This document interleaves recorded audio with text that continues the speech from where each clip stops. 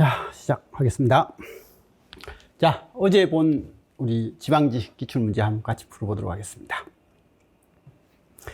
1번입니다. 전기자 권선이 단중 중권으로 감긴, 다시 할게요. 아하. 자, 시작하겠습니다. 자, 어제 본 지방지 기출문제 같이 한번 풀어보도록 하겠습니다. 어제 본 시험 문제 역시 전기 이론도 마찬가지였지만 전기 기기도 그렇게 힘들진 않았습니다. 그죠? 전반적으로 쉬운 형태로서 나오고 뭐 엄청나게 어려운 내용이 추가된 것도 없고 그냥 기본적으로 아는 내용에서 약간 이제 들어간 그런 내용들 빼고는 그냥 적당하게 다 나왔던 것 같습니다. 그래서 문제 풀면서 그냥 풀만하네 라고 그렇게 생각을 했을 사람들이 대부분인 것 같습니다. 그래서 그렇게 이제 부담스럽지 않게 나왔던 그런 문제 같습니다. 그죠? 자, 뭐 전체적으로 공부를 조금 하신 분들은 뭐 이게 거의 90점 이상, 전기 이론도 어느 정도 공부가 됐으면 전기 이론은 85점 정도, 한 3문제 정도가 약간 불편한 게 있었는데 한 3문제 정도에서 한 문제를 맞췄다 하면 90점 정도 될 것 같고, 그죠? 그다음에 이제 전기 기기도 그냥 기본적으로 90점은 어느 정도 공부가 된 사람들은 나올 수 있는, 그러니까 이렇게 쉬운 시험들은 그러니까 싸움은 거기 실수 싸움입니다. 실수 없이 얼마나 많은 문제를 잘 풀었냐라는 그게 이제 합격을 가르는 길 같은데, 이런 문제가 나왔을 때 내가 생각했던 거하고 출제 방향이 좀 비슷해가지고 실수가 없었다면 아마 고득점이 됐을 것 같습니다. 저는 한 85, 90이 그냥 기본적으로 어느 정도 한 사람들은 85, 90 정도가 나왔을 것 같은 그런 시험인 것 같습니다. 자, 그러면 같이 한번 풀어보도록 하겠습니다. 1번입니다. 전기자 권선이 단중 중권이다. 그리고 극수가 4극이다. 그러면 이런 직류 전동기에 총 전기자 전류 IA가 32A라고 한다면 각 병렬회로 순환 해가지고 병렬회로에 흐르는 전류는 해가지고 이렇게 돼 있는데, 이건 직류 전동기든 직류 발전기든 중권이면, 중권일 때는 뭐야? 이건 극수하고 병렬회로 수가 같다. 그죠? 그래서 우리 발전기에서 이 그림 많이 했습니다. 발전기 하면서 4극에, 지금 현재 4극의 중권 발전기 같은 경우에는 병렬회로가 4개가 있고, 그리고 볼을 통해서 밖으로 빠져나가는 이게 전기자 전류죠. 그죠? 그럼 전기자 전류가 지금 현재 30이래요. 그럼 여기에 각각의 회로에 흐르는 이 전류는 얼만데? 라고 하니까 병렬회로가 4개니까 나누기 4해서 8, 8이 흐를 거다. 이런 직류 발전기의 개념하고 이 전동기 개념은 어쨌든 같은 개념으로 사용될 수 있는 거다.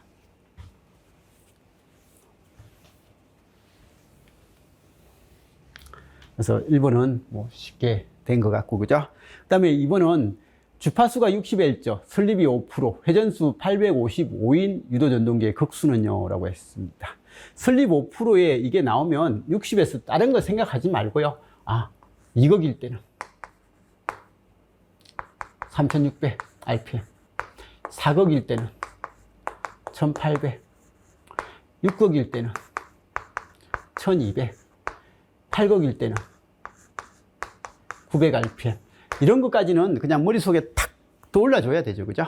그럼 지금은 855니까 여기서 이게 됐단 말은 좀 설립이 많잖아요. 5% 안 나올 거예요. 그러면 이건지 확인만 해보면 돼요. 그러면 900에서 855니까 NS 빼기 N은요? 이건 45고, 45는 900에 대해서 5%가 되냐라고 하니까 동그라미 2개 치우니까 1%는 9다. 그러면 9 곱하기 5 하니까 45. 맞네. 오늘 설립 5%가 되네. 그렇기 때문에 극수는 몇 극요? 8극이다. 1번도 답이 8이는데 2번도 8이네. 그죠?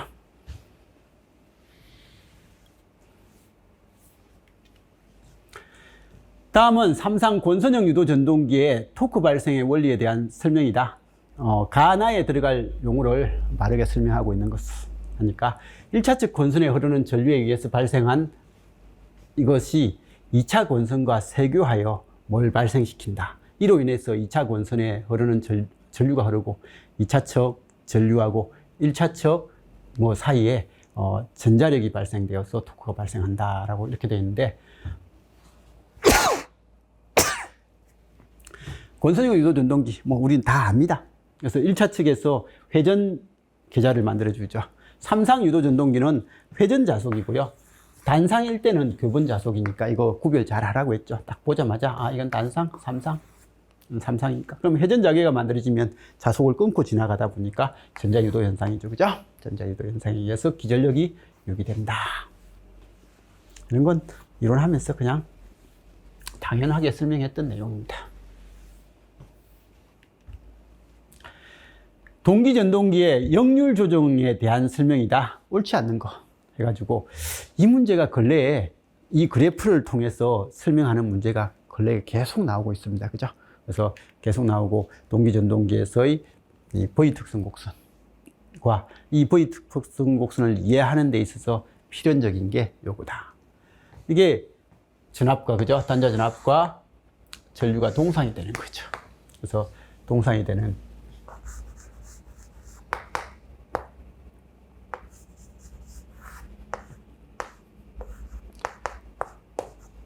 단자 전압과 역기전력이죠. 그죠? 여기 R, JX 전류 I가 됩니다. 그래서 이 전압과 이 전류가 동상이 될 때 V는 RI, I에 R 플러스 JXS 플러스 2다. 근데 보통 동기전동기를 해석할 때는 R은 0으로 해석한다 라고 해서 JXSI 더하기 2가 V다. 이런 것 정도는 봐두시고요. 그래서 그림에서 단자 전압이 V일 때 전류도 동상이 되면, 이 전류가 동상이 되면 얘 때문에 여기는 90도 빠른 이런 형태가 만들어진다. 그죠? 그러면 90도 빠른 형태가 만들어졌을 때 이거하고 이를 합쳐서 V가 되니까, 그러면 V가 끝나는 게 여기인데 얘는 지금 이제 요런 형태가 JXSI가 되는 거예요. I가 되고 그 다음에 얘가 요게 되더라 라는 그런 내용이었죠. 그죠? 그래서 실제 I는 이건데, 그죠? I가 이건데 JXSI가 이거 되더라 라고 됐고요. 그럼 여기서 요 각은요, 이 V하고 I의 사이 각은 코사인 세타라고 해서, 세타는 역률각인데 이 V하고 E의 사이 각을 우리는 델타다라고 해서 이 사인 델타라고 많이 쓰고, 이게 델타가 부하각이라고 했죠. 그죠? 이런 형태를 이야기를 했다라는 게 기본 내용이었습니다. 그래서 이런 형태가 되고요. 그래서 이게 지금 이제 역률이 1인 상황이니까 요 그래프에서, 이 그래프에서 지금 이제 여기라고 했습니다. 이게 계좌 전류 IF고, 그죠? 이게 전기자 전류 IA이고, 지금 이제 이 전기자 전류의 크기가 요게 되는 거예요. 그죠? 그리고 얘는 출력이 일정한 형태라고 했죠. 그죠? 자, 그러면 이때 여기가 이렇게 되면, 전류가 이 IF0라고 한다면 IF1, 계좌 전류를 줄이면 이게 지상 역률이 된다고 했어요. 그러면 여기 전류가 지상 역률이 되고, 지상 역률이 되면 얘가 요런 모양이 된다고 했어요. 그래서 이때 이 부분은 같은 형식이 되고, 그래서 이렇게 되고, 그러면 이거에 대한 90도 빠른 건 이게 되니까 얘는 I가 이 크기하고 이 크기가 코사인 세타로 해서 내리면 이 동일한 크기가 되거든요. 그러면 이거보다 이건 긴 길이가 되니까 얘 길이는 요거보다 좀 긴 길이가 되는 거예요. 그러면 이렇게 되니까 얘가 이런 모양이 되더라. 그죠? 그래서 이 높이가 같고, 그래서 이렇게 돼가지고 이게 지금 이제 2가 되고 JXS의 I가 되고, I는 이런 형태가 되더라. 그 다음에 진상일 때는요, 진상. 일 때는 지금 현재 여기에 i가 진상으로 가면요. 진상으로 가면 JXSI는 이런 형식이 되더라. 그래서 이렇게 돼가지고 얘는 이런 그림이 되더라는 거죠. 그죠? 그러면 여기는 이 값은 요게 되더라. 그래서 이렇게 되고 이게 JXSI. 그래서 부하각하고 역률각의 관계가 이런 그림이 되더라라는 거. 이걸 머릿속에 좀 잘 봐두시고 이게 진상이 될 때는 여기죠. 그죠? 그래서 진상이 될 때는 이 위치를 이야기한다. 계좌전류를 증가시키면 이 위치로 가면 이 파란색이 되면요. 부하각은요. 이쪽 각보다 이쪽 각도는 더 작아지더라. 부하각은 감소하더라. 계좌전류를 감소시키면 이 노란색으로 가죠. 노란색이 가니까 부하각은 커지고 역기전력은 좀 줄어드는 형식이 됩니다. 계좌전류를 증가시키면 이건 진상역률되고, 그래서 이거 1번, 2번을 몰라도 3번은 바로 뒤진역률이 아니라 앞선역률, 그죠? 진상이 된다라는 걸 알고, 1번, 2번은 그래프가 이 그림이 지상일 때는 이거, 진상일 때는 이거라고 하는 이걸 머릿속에 탁 박아 놓으면 이건 좀 쉽다고 했죠. 그죠? 계좌전류를 감소시키면 전기자 전류는, 그러니까 계좌전류가 감소되면 전기자 전류는 커지더라. 그죠? 계좌전류가 커져도 전기자 전류는 또 커지더라. 라고 해가지고 전기자 전류는 점차 증가하더라. 라고 해서 답은 몇 번요? 3번이 된다. 어쨌든 근래에 이런 문제들이 좀 나오고 있으니까 정리 잘 봐주시고, 이 두 그래프요. 이거하고 이 두 그래프의 상호 관계 같은 거, 이거 이론 설명하면서 정리를 했는데 그것만 좀 잘 해주시면 돼요. 7급도 좀 나오고 9급도 나오고 하는 이제 이런 형태니까. 예전에는 7급 형태에서 좀 더 많았는데 요즘 9급도 자주 등장하는 것 같습니다.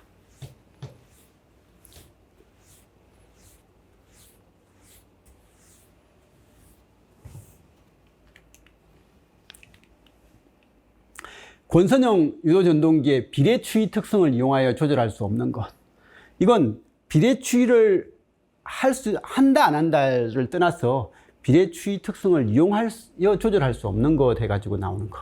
기동 토크, 최대 토크, 1차 전류, 역률이라고 했을 때 비례추이 가능한 거, 뭐 이렇게 했을 때 나오는 것들하고 비교해서 같이 봐주시고요. 우리가 할 때, 그죠? 기동 토크, 여기잖아요. 그죠? 이게 슬립을 증가시키면 기동 토크가 여기서 이렇게 변동을 하더라. 그래서 어쨌든 기동 토크를 우리가 비례추이를 통해서 조절을 할 수 있더라. 근데 삼상 유도 전동기에서 조절 안 되는 건 최대 토크죠. 그죠? 이 최대 토크는 이게 2차 저항을 아무리 조절해도 최대 토크는 변함이 없더라. 이 최대 토크 값이 2xs분의 v제곱이었나요? 2제곱 뭐 이런 형식이 됐죠. 그죠? 그래서 이런 형태로서 최대 토크는 일단 이렇게 변화가 없는 형식이 되더라라는 것 정도는 봐주시고, 그래서 답은 최대 토크예요. 그죠? 그 다음에 이제 저항을 증가시키면 2차 전류는 감소하죠. 그죠?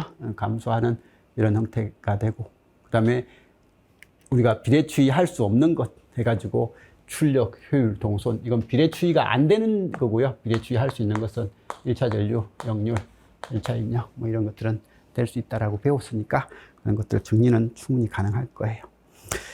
그래서 어쨌든 조절을 하는 거, 이건 비례추이가 딱 비율로 맞춰진다가 아니더라도 어쨌든 조절된다, 안 된다. 그런 관계로서 이렇게 등장을 하는 거니까 기동 토크가 이제 비례추이에 의해서 조절이 가능하다라는 걸 이야기하는 거죠.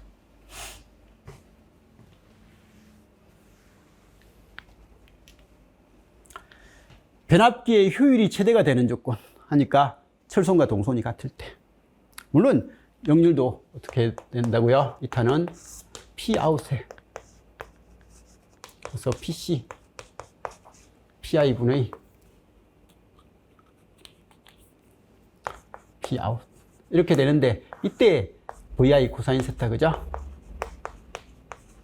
역률은 1이 되는 게 제일 좋죠. 그리고 PC하고 PI가 같으면 효율이 최대가 된다라고 그렇게 이야기를 했습니다. 이건 기본 문제죠, 그죠? 직류 분권 전동기의 부하가 증가할 때 이에 대한 설명이다.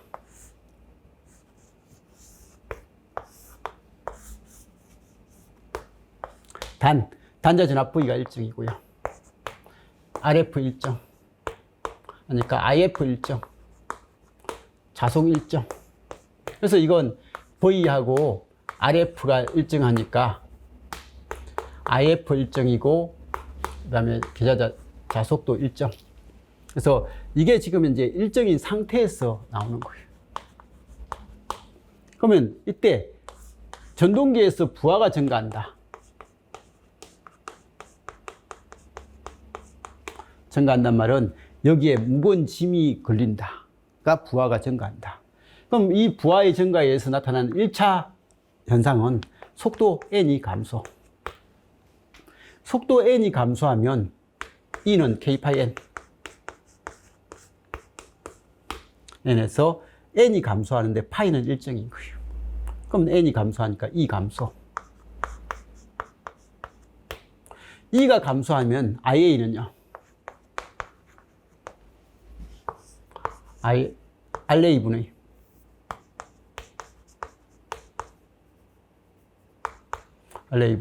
V-E인데 E가 감소하니까, 이건 V는 일정해서 E 감소하니까 IA는 어떻게 해요? 증가. 이렇게 되더라, 그죠? 그래서 이런 형태가 되더라라는 거고, 그러면 토크는 K 파이 IA인데 파이는 일정, IA는 증가 하니까 토크가 어떻게 되더라고요? 증가. 뭐 이런 현상들은 그냥 자연스럽게 일어나는 내용입니다. 그죠? 일단 부하가 증가할 때에 대한 설명이다. 옳은 것은 일단 기본 전동기 속도가 증가한다는 건 틀렸죠. 그죠? 속도는 감소합니다. 그럼 전동기 속도가 감소하니까 전동기에 흘러들어온 전기자 전류는 이게 E가 감소할 거니까 4분의 역기 전력이 일정하다가 아니라 역기 전력이 감소하면 IA는 증가하고, IA가 증가하니까 토크도 증가하더라 라고 해서 답은 2번만 되겠네요. 그죠? 자, 권선형 유도 전동기에만 사용되는 속도 제어 방법. 자, 농형에서는요, 하고 권선형에서 이런 것들은 유도 전동기에서 여기에 권선형일 때는 여기 슬립링 같은 게 있어가지고, 그죠?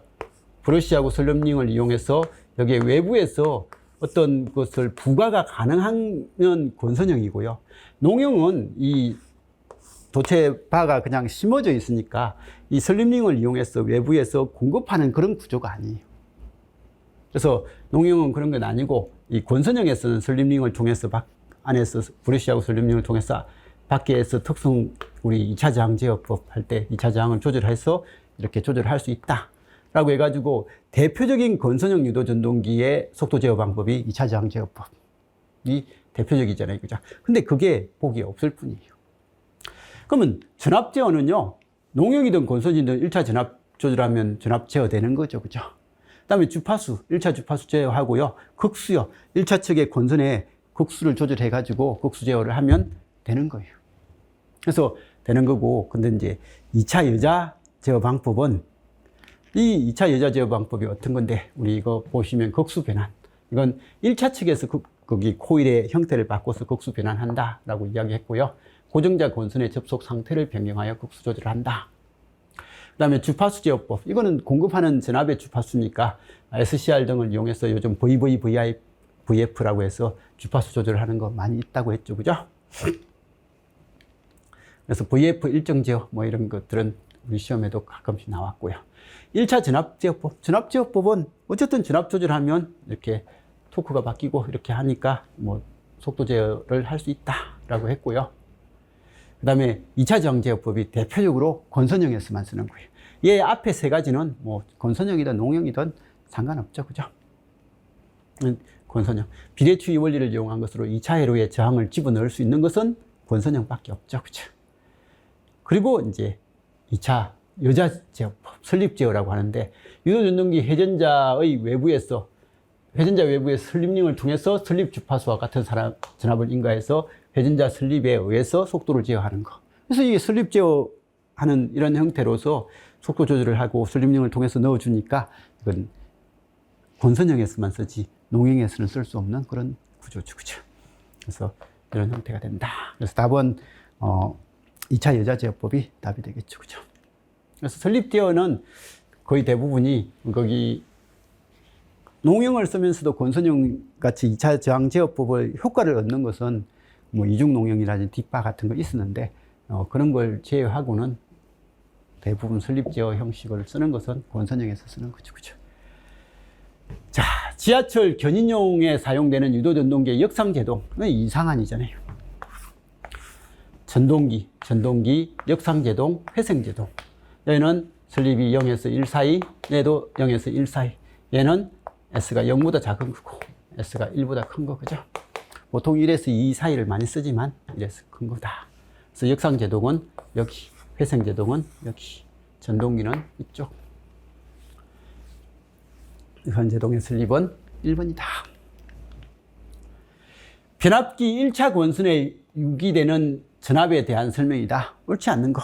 이건 변압기 1차 측 권선에 유기되는 전압은요, 2차 측에 유기되는 전압은 기본적으로 권수에 의해서 조절된다. 그죠?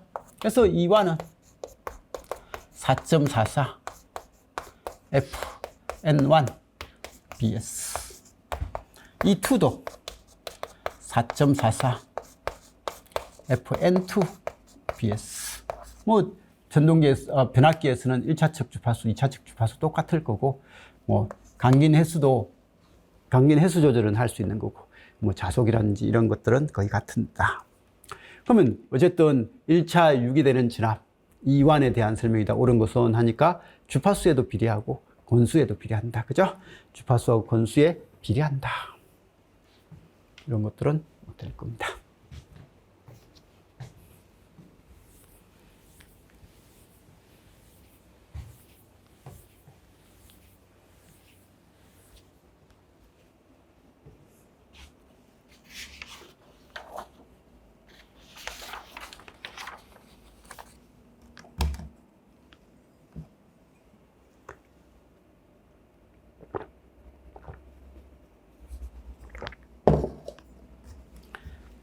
자, 11번입니다. 직류 분권 발전기에 대한 설명이다. 옳은 것은이라고 되어 있습니다. 단, 회전수는 일정하더라. 계좌 저항의 크기를 임계 저항보다 크게 한다. 그리고 분권 발전기의 전압의 확립 과정을 아느냐라는 그 말이죠. 그죠? 그래서 이런 형태가 됐을 때, 무와 부하 곡선, 그 다음에 계좌 저항선 해가지고 만나는 점, 이게 전압의 확립이다. 근데 이게 두 번 만나는 이게 임계 저항인데 이거보다 저항을 더 크게 하면 이렇게 되니까 여기는 전압의 확립이 이루어지지 않는다라고 하는 이런 것들은 우리가 많이 이야기했습니다. 그래서 계좌 저항의 크기를 임계 저항보다 크게 하면 전압이 안 되죠. 그죠? 전압의 확립이 안 됩니다. 부하 전류가 증가할수록 단자 전압은, 자, 분권은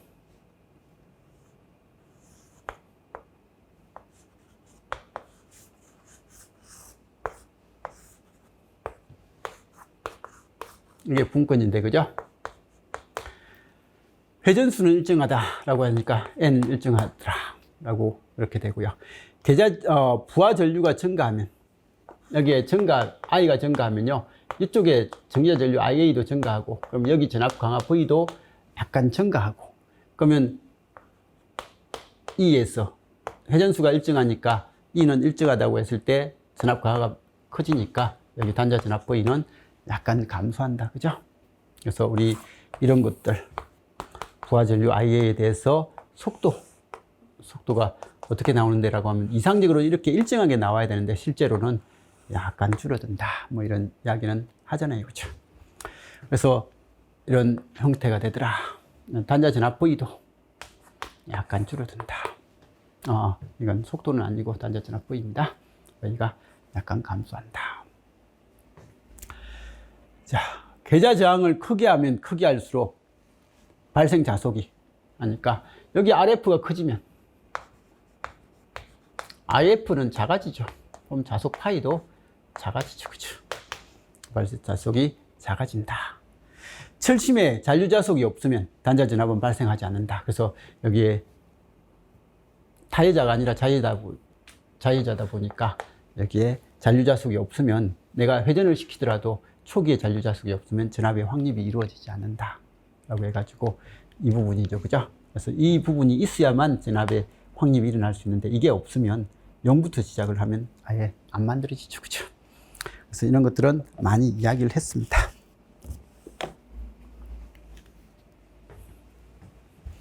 이 문제는 그냥 재미있었던 문제입니다. 그죠? 그냥 적당하게 보면서 재밌게 봤던 문제입니다.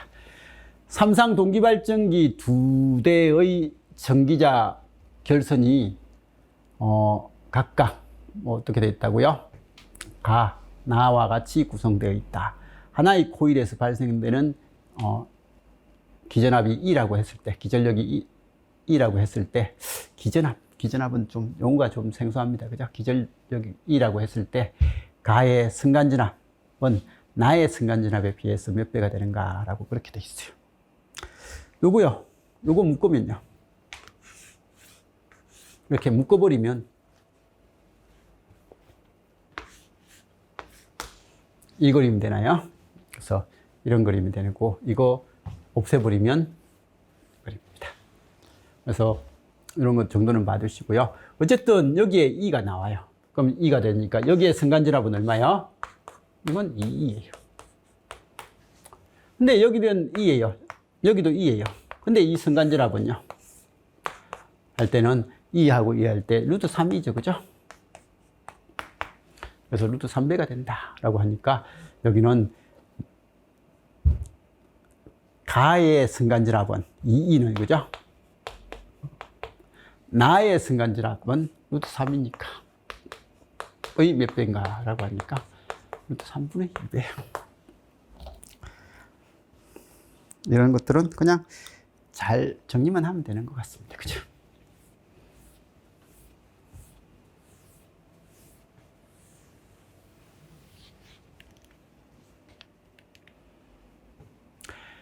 자, 그림은 정류 중인 직류기의 전기자 코일에서의 전류 IA의 변화를 나타낸 것이다. 그래서 그림의 실선과 같이 전류가 변할 때에 대한 설명이다. 옳은 것은이라고 되어 있습니다. 이 정류할 때 많이 했습니다. 분명히 이렇게 플러스 전류가 흐르다가 슬롯 하나가 지나가면 마이너스 전류가 되는 이 과정이 이렇게 딱 이렇게 바뀌었으면 이상적인 형태죠. 그죠? 그래서 이건 직선 정류인데 이런 직선 정류가 됐으면 좋겠는데 실제로는 그게 안 되고요. 코일의 리액턴스 전압 때문에, 그죠? 리액턴스 전압 때문에 이게 요렇게 되는 게 보통이더라. 그래서 리액턴스 전압이나 전기자 반작용의 영향에 의해서 이게 이렇게 되는 게 보통이더라. 그래서 얘는 부족 정류라고 불렀어요. 그죠? 정류라고 했고, 그래서 정류 말기에 불꽃이 일어날 수 있더라. 그리고 이제 여기서 보고를 설치해가지고 약간 안정성을 준 게 얘를 약간 내리면 이런 정연 정류, 그죠? 정연 정류가 되는 거고, 정연 정류나 직선 정류일 때는 그 정류가 정류 불량이 일어나지 않는 이런 형태인데, 이때 이걸 좀 더 많이 줘가지고 과정류가 되면 부족 정류가 아니라 과정류가 된 그림이 이거죠. 그죠? 그래서 지금 문제는 과정류에 대한 설명이다. 그래서 과정류에 대한 설명이다. 옳은 것은 정류 전압이 이상적인 경우에 나타난다. 정류 전압이 이상적인 경우에는 직선 정류예요. 직선 정류나 정연 정류인데 직선 정류가 나타날 거고요. 정류 전압이 리액턴스 전압보다 클 경우에, 이게 과정류라는 거죠. 그죠? 정류 전압이 더 크다. 리액턴스 전압보다 더 클 경우에 나타난다. 과정류고요. 브러쉬 후단에서 전류의 변화가 높게 나타난다. 브러쉬 후단에서 끝단에서 이렇게 나타나는 것은 부족 정류고요. 이건 초단이죠. 그죠? 브러쉬 초입에서 이렇게 큰 전류 변화가 일어나서 불꽃이 튀는 이런 형태는 과정류의 특징이고, 브러쉬 접촉면에 대한 전류 밀도가 균일한 게 아니라 얘는 지금 이제 여기는 전류가 변화량이 많이 흐르고 이쪽은 변화가 많고 이쪽이 적으니까 이게 균일한 게 아니라 한쪽에 쏠리는 그런 형태가 되더라. 자, 뭐 그런 이야기입니다. 그래서 우리 수업에서 이런 그림, 근데 과정류는 사실 잘 안 일어나는 형태죠. 그죠? 그래서 기본적으로 직선 정류가 되는 게 좋은데, 이게 거기, 리액턴스, 여기는 리액턴스에 의해서, 그죠? 그래서 리액턴스의 영향에서 이런 정도가 되는데 반해서 여기에 뭐까지 있으면요, 전기자 반작용 리액턴스가, 전기자 반작용에 의해서 중성점이 이동하는 현상까지 같이 있으면 얘가 이렇게 된다라고 해서 이런 이야기를 썼습니다. 그래서 얘는 전기자 반작용의 영향이죠. 그죠? 전기자 반작용 영향이고, 그 다음에 여기는 뭐야? 리액턴스 전압 때문에 이렇게 되더라. 그래서 직선 정류가 안 되고 부족 정류가 되더라. 그래서 우리는 이게 직선 정류, 정연 정류, 이게 부족 정류, 과정류, 뭐 이런 이야기를 쓰면서 정리를 해본 적이 있습니다.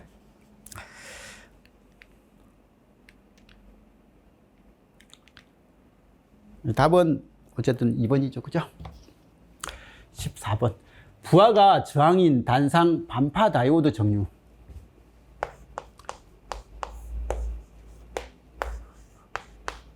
이거죠. 그죠?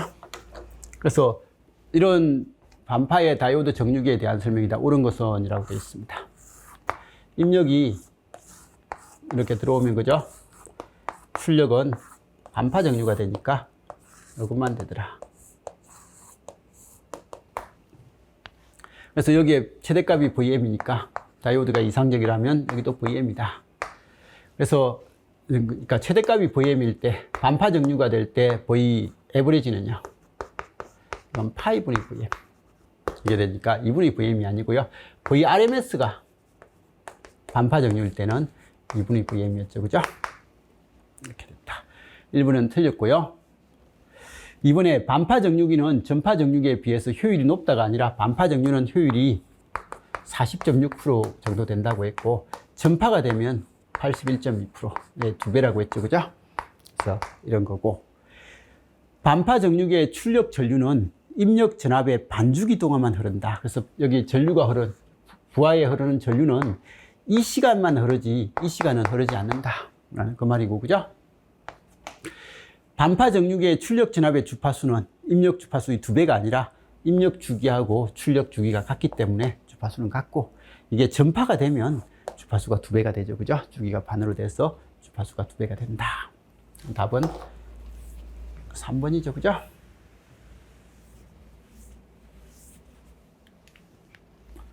자, 회전 계좌형 3상 동기 전동기의 계좌측 주자속을 형성시키는데 필요한 것 해가지고 있는 거.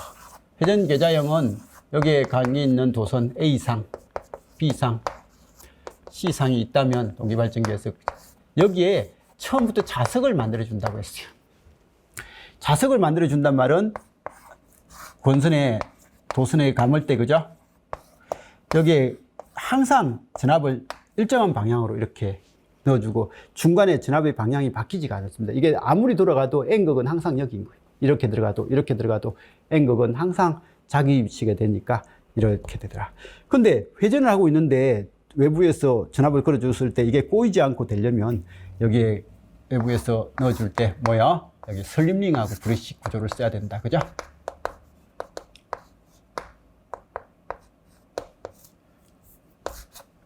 이런 형태로 전압을 걸어줘야 얘가 아무리 회전해도 꼬이지 않고 계속 된다 라고 해가지고 슬림링 브러쉬가 있어야 되고, 걸어주는 전원은 직류를 걸어줘야 되더라. 그래서 정류자 브러쉬를 걸어줄 때는 이게 어느 정도 돌면 또 전류의 방향이 반대가 돼버리니까 안 되고, 여기는 항상 그 영구자석을 써주듯이 아무리 돌아도 이쪽 방향은 N극, S극은 바뀌면 안 된다. 그런 건 이야기 많이 했습니다. 그죠? 그래서 이건 회전 계좌형에서 이야기를 하는 거고, 그죠? 그래서 회전 계좌형에서 이게 계좌를 만드는 쪽이 여기서 직류를 공급해가지고 이 슬림링하고 브러쉬 구조에서 항상 같은 방향으로 이렇게 그려주더라. 자, 변압기 철손에 대한 설명이다. 옳은 것은요? 라고 이야기했습니다. 철손하면 히스테리스손하고 와류손, 그죠? 이런 것들이 좀 기억에 나와줬으면 좋겠고, 부하 전류의 제곱에 비례한 특성이 아니라 철손은 철손 측정할 때는 무부하 시험. 여기에 전격 진압을 만들어주죠. 그죠? 전격 진압을 만들어줄 때 들어가는 전력과 소비되는 전력 P하고 들어가는 전류 암페어미터를 측정해서, 그죠? 이렇게 하는데, 무부하 시험에서 하는 거죠. 그죠? 부하를 개방하고 이렇게 한다. 그래서 무부하 시험을 할 때는 전격 진압을 걸어주니까 이걸 저압측을 쓴다고 했죠. 저압측이고 얘는 고압측을 쓴다. 이런 거 정도는 좀 기억을 하자고 했습니다. 그죠? 그래서 이렇게 되고, 그러면 여기서 소비되는 이 전력이 철손이다. 그리고 이 전류는, 얘는 무부하시 흘러 들어가는 전류는 이자 전류더라. 그러면 여기에 여자 회로가 R하고 L이 있을 때 여기서 소비되는 전력이 이건 거죠. 그래서 여기는 이 전압과 요거에 의해서 하니까 여기는 R분의 V 제곱이 P가 된다. 이 V가 Vn이고 이 P가 철손이다. 그죠? 철손이 된다라고 했고, 부하 전류의 제곱에 비례하여서 증가하는 게 아니라 여기는 뭐요? 전압의 제곱에 비례해서 증가하는 그런 형태가 될 거고요. 전압이 일정할 때 주파수에 반비례하여 와전류 손실이 변화된다라고 했는데, 와전류 PE는 F에도 비례하고 두께의 제곱에 F의 제곱에 BM 제곱에 비례하다 보니까 이 전압 V는 4.44 FMBS니까 얘가 일정한 값에서, 그죠? F하고 B, 건기 횟수도 일정하고 면적도 일정하니까 F하고 B의 곱이 전압과 비례하더라. 그래서 이렇게 되니까 얘는 V 제곱에 비례하더라. 그래서 이렇게 되고, 근데 전압이 일정하니까 V가 일정하면 주파수가 바뀌어봤자 이게 변동을 해가지고 얘는 일정하게 되더라. 라고 그렇게 이야기했죠. 그죠?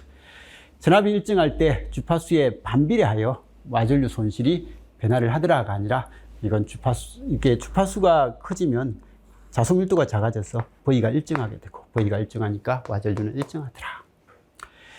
철심의 규소 함유량을 높이면, 우리가 히스테리시스 와전류 손을 줄이는 방법 중에서 하나가, 이게 와전류를 줄이려면 이게 분명히 두께를 조절하면, 그리고 맴돌이 전류량을 줄이면 와전류가 줄어들더라. 그래서 맴돌이 전류를 줄이려면 이 철심의 도전율을 작게, 그 저항률을 크게 그렇게 만들어주면 맴돌이 전류를 줄이더라 라고 해가지고, 역시 와전류를 줄이는 방법 중에 하나가 도선의 저항률을 키우는, 아니면 도전율을 낮추는 그런 방법이 하나 대두되더라.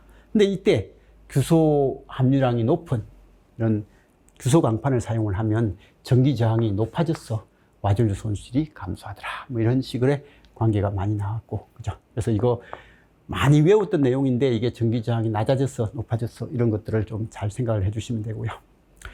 2차 권선을 개방하고 1차 권선에 전격 전압을 가해가지고 그때 측정되는 이 전력이 뭐라고요? 이게 철손이다라는 그런 내용이죠. 그죠?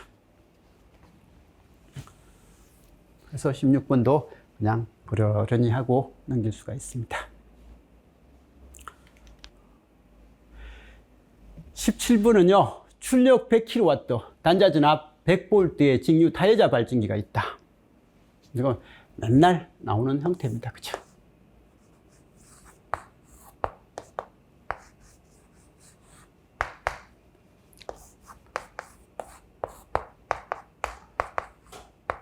(100V) 100kW.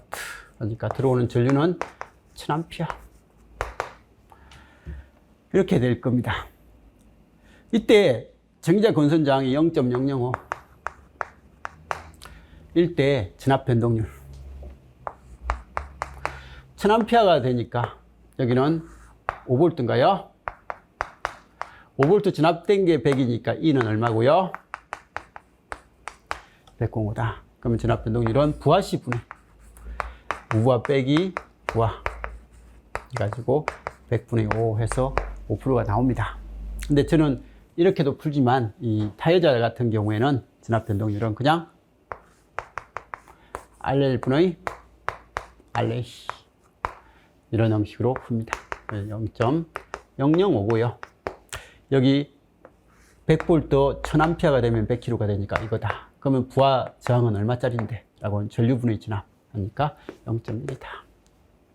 그럼 이건 위아래로 1000을 곱하면 100분의 5가 됐어. 100분의 5다. 뭐 이렇게도 풀 수 있다고 했고, 그죠?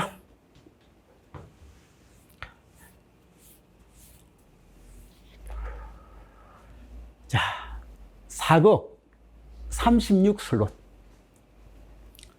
슬롯의 개수가 36개인데요. 사극이에요. 그러면 매 극당 슬롯 수는요.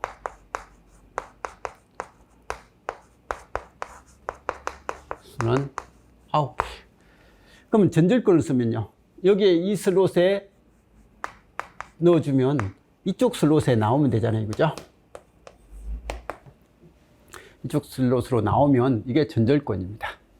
그래서 전절권이고 극간격하고 슬롯 건성 간격이 같으면 전절권이다. 근데 지금은 이 동기발진계 기본파에 대한 단절권을 썼다는 거죠. 단절 개수가 사인 지금 이제 18분의 7파이일 때 전기자 코일의 피치 코일 변 간격입니다. 코일 간격이 얼마냐라고 그렇게 이야기를 했죠. 그죠? 그러면 단절권 개수 우리 이거 전절권일 때는 극간격하고 권선 간격이 동일한 데 반해서 단절권을 하면 극간격보다 권선 간격이 좁다. 그럼 좁을 때 이게 비율을 따지면 얼마나 좁아지냐의 비율이 베타 형식이 되더라. 그죠? 그래서 단절 비율이 이렇게 되더라. 그때 이제 우리가 이 단절권 개수에 대한 단절권에 대한 개수를 구할 때 이게 전절권을 하면 하나가 2일 때 나머지도 2가 돼 가지고 2가 나오는데 그죠? 단절권은 2에서 이게 각도가 어긋나니까 약간 어긋난 각도가 나오고 그럼 이 크기를 구할 때는 우리가 예전에 했듯이 여기에 2분의 베타 파이를 써가지고 하면 요 길이는요 이 길이가 2니까 이 길이 L은 사인 2분의 베타 파이는 이건 사인은 요것분의 요거니까 2분의 L이다. 그래서 L은 2 사인 2분의 베타 파이다. 이렇게 나오고 그럼 이게 두 개가 되면 단절권일 때 유기기전력이다. 그래서 단절권 유기기전력 이 다시는 2에 이런 게 두 개 있으니까 2에 사인 2분의 베타 파이다 라고 이야기를 했고 전절권일 때는 2, 단절권일 때는 이만큼의 기전력 하면 그러면 전절권과 단절권의 그 비율에 해당되는 단절 개수값이 전절권의 합성 기전력에 대해서 단절권의 합성 기전력을 하면 2의 사인 2분의 베타 파이다 라고 해서 우리 단절 개수 K 값은 KP라고 했나요? KP는 사인 2분의 베타 파이 라고 했고요. 근데 이제 이건 기본파고 N차 고조파.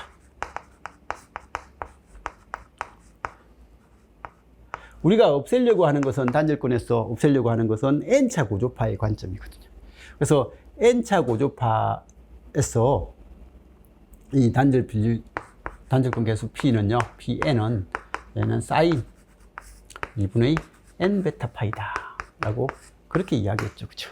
그래서 이렇게 했고, 그때 이제 이런 형태입니다. 근데 지금 문제는 우리가 보통 할 때는 5차나 7차를 제거할 수 있는 그 개수를 이야기를 한 거예요.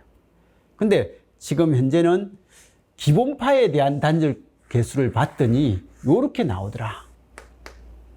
요렇게 나오는데 이게 사인 얼마요?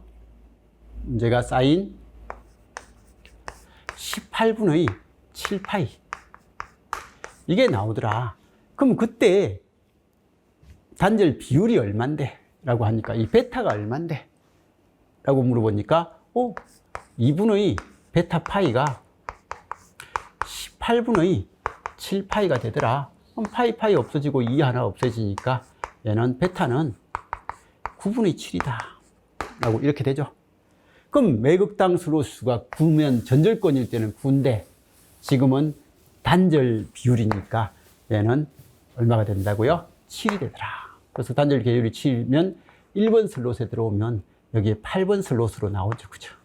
그래서 8번 슬롯 나오고 이 간격은 얼마요? 이 간격은 7. 이 전절권일 때는 간격은 9가 되는데 단절권일 때는 7이 되더라. 그래서 이 코일 피치, 극 피치는 9예요. 극 피치는 9인데 전기자 코일의 권선 피치죠. 그죠? 권선 피치는 7이다. 그런 내용이죠. 그죠? 수업하면서, 이론 수업하면서 이런 정리는 좀 많이 해봤던 것 같습니다. 그죠?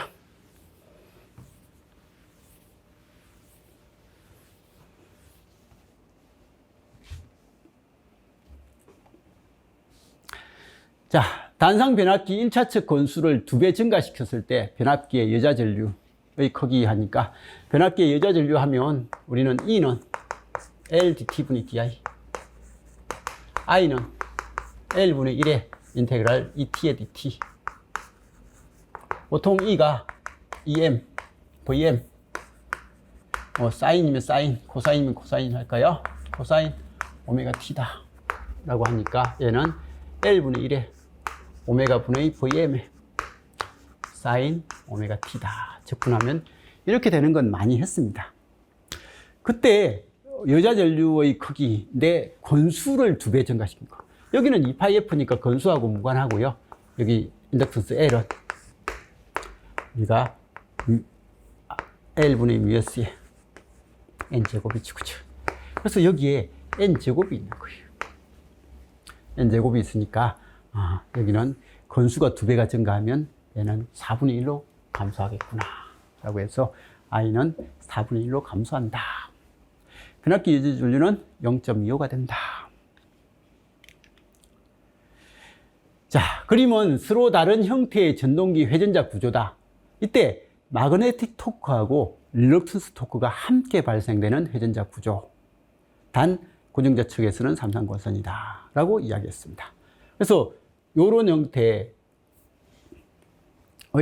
회전자 구조일 때 마그네틱 토크하고 릴럭턴스 토크를 다 쓰는 거.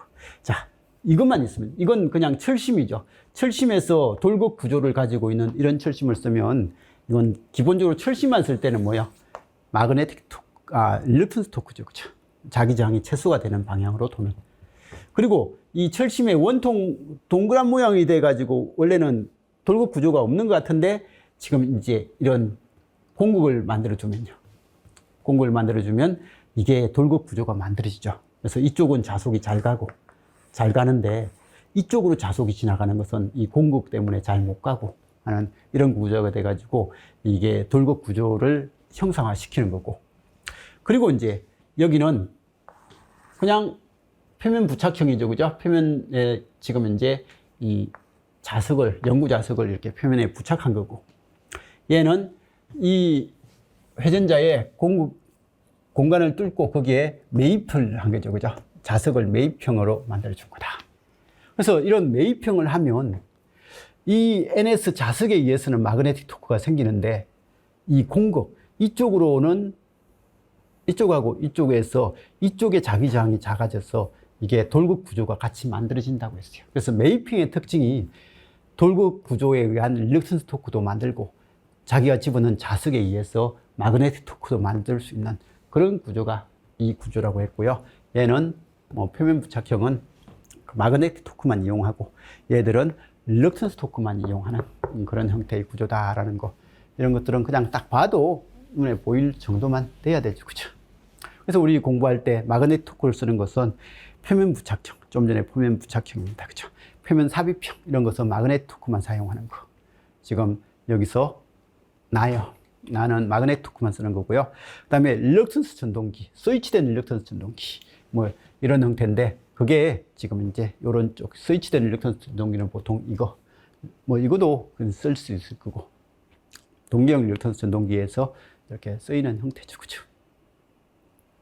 그리고 이제 가운데 매입형, 연구자석 보조형 릴럭턴스 전동기인데, 이런 것들은 잘 모르지만, 어쨌든 이거.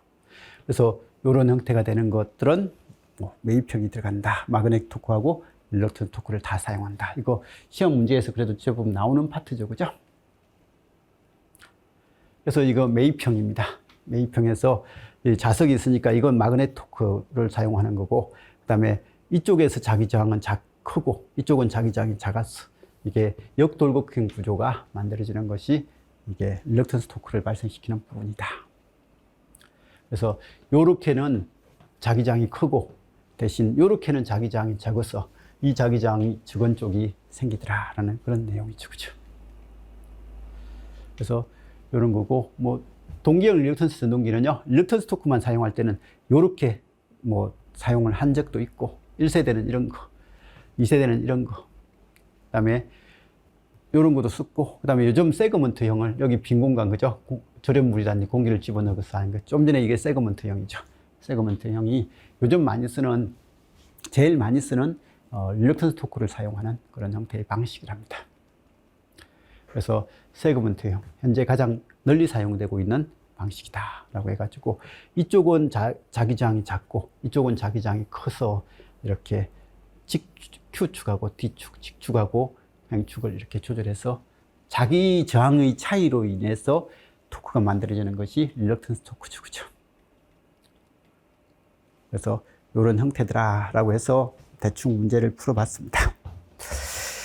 그래서 아무튼 지금 뭐 풀이를 해도 많은 풀이가 별로 없었고요. 그냥 전반적으로 편하게 볼 수 있었던 내용이고요. 실수 없이 문제를 풀었으면 진짜 한 90점은 나올 수 있는 그런 수준이었던 시험인 것 같습니다. 그죠? 좀 무난하게 90점은 받을 수 있고, 물론 이제 자기가 공부를 좀 더 했으면 뭐 조금 더 고득점이 가능했던 그런 내용이고요.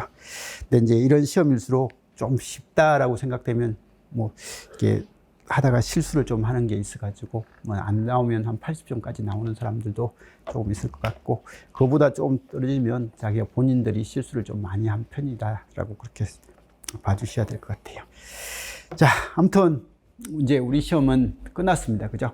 지방직은 끝났고, 이제 나머지 시험을 위해서 이렇게 국회직이 떴나요? 지금 국회직 한번 떴는지 확인도 해봐야 될 것 같고, 그 다음에 공무원도 남았고 7급도 남았고, 뭐 이런 몇 시험이 남은 학생들은 그 시험에 좀 최선을 다해 주시고, 이제 시험을 올해 마치신 분들은 이제 어쨌든 손을 떠난 거니까 2차 준비를 조금은 해 주셔야 될 것 같고, 어느 정도 점수가 나왔으면 뭐 그냥 2차 준비를 한번 해보는 게 필요한 것 같습니다. 그래서 2차 준비를 하시면서 자기가 이제 미리 말하는 연습도 좀 해두시고 준비를 좀 해두셨다가 학교에서 발표 나면